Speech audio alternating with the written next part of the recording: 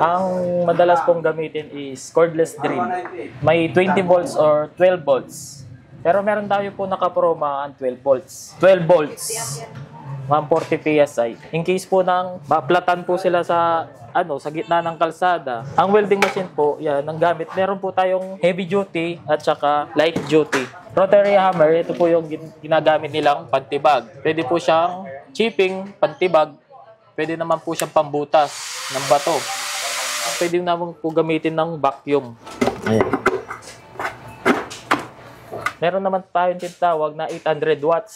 Vacuum, tapos blower. Mixer, meron po tayong heavy duty, panghalo po ng simento, pintura, dual guide.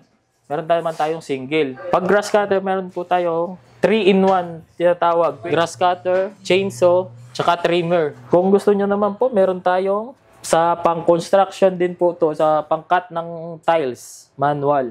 Meron po siyang 800, pinaka mm, tapos 600 mm. Submersible pump, pwede po siya sa mga baha, sa mga swimming pool. Pag nakalubog po siya, kusa po siyang lulutang. Kung gusto nilang kumpleto na drill, ayan, meron na po siyang pang-electronic, screw, at saka mga bit niya po, ayan. Meron naman tayo cordless drill, reverse. Yan.